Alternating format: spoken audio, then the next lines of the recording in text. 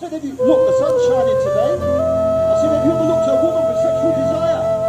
They're your father. He said, of course I have. So I said, see, you're not a good person. You're like me. You're like the rest of us. We've all fallen short of God's glory. We've all broken the commandments. And the Bible says that there is a day of reckoning. The Bible says it's appointed mankind once to die, and after this the judgment. You see, when we check out this life, we're going to have to stand before God in judgment and give an account for our lives. Every thought, every word, every deed, the things that went on in our minds, the deeds that we did, are all going to be on show. And we're all guilty before God. We know we are. We have a conscience. What does the word conscience mean? It means with knowledge. Con means with, science means knowledge. So when we break one of the commandments, when we break one of God's law, there's something inside of us that tells us it's wrong. If you walk into the butcher's right there, right now, and you walk up to the counter, and you see a big chicken hanging down from the skewers, and you go to pick one of them out without paying for it, something within you starts to trouble you. Your conscience starts to trouble you. Your knees start to go weak. You start to sweat. Why? Because your conscience is warning you.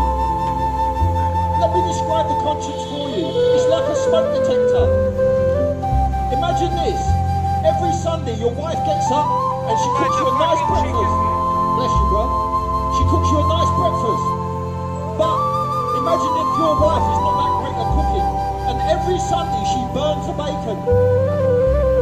Yeah, you know that one, bro. She burns the bacon. What happens? The smoke detector goes off. Woo, woo, woo, woo. Now, if she keeps doing that over a course of time, what's going to happen? The batteries in the smoke detector are going to start to wear off.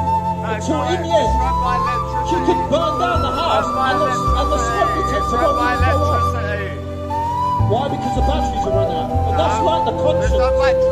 If we continue to sin day after day, week after week, month after month, year after year, all of a sudden we start to suppress the conscience and it no longer works. Now we're in that stage where we can go out and we can do anything we want. We can sin and do wrong until our heart's content, and it's not going to bother us. Why? Because we've done it so much that our conscience stops working. And that's a dangerous place to be in. You see, that conscience is that thing that is put inside of you. We intuitively know that it's wrong to lie. We intuitively know that it's wrong to steal. No one has to tell us. Where do morals come from? People say to me, there is too much evil in the world for an all-good God to exist.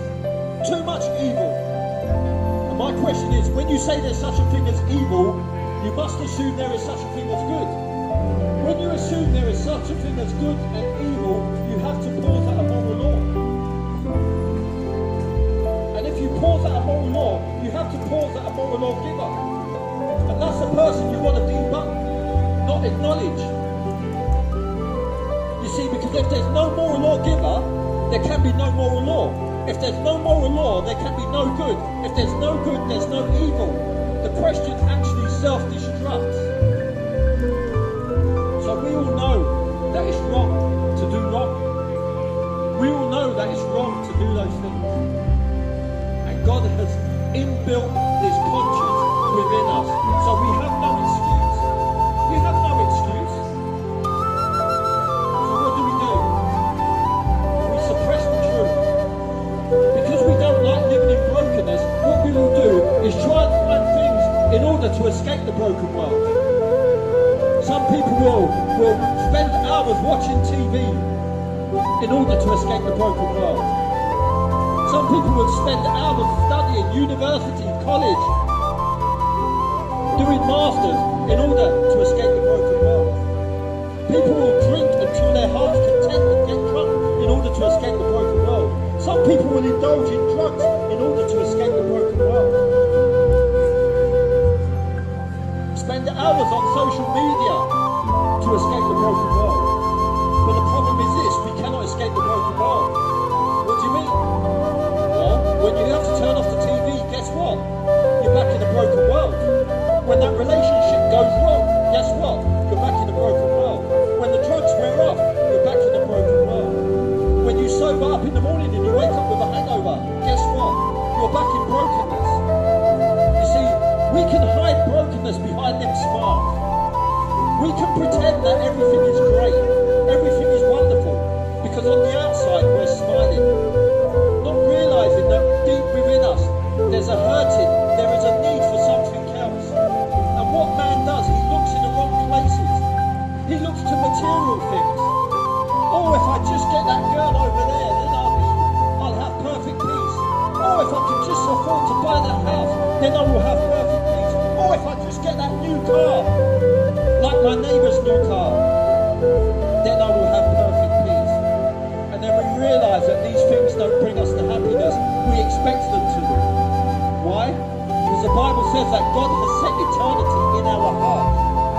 Why? That we would chase and long for Him, but we don't. We look to material things, thinking that they're going to bring us happiness. We look to drugs, we look to drink. Look, there's a gambling place over there, slot machines. Oh, if I just win this amount of money, oh, I can walk out there happy. And you walk out and you've lost all your wages for the week. I know people that have gone in on a Friday after they got paid and spent all their wages and had to on slot machines and gambling and horses and had to go home and say to the wife, there's no money this week. And then start to like, oh, I didn't get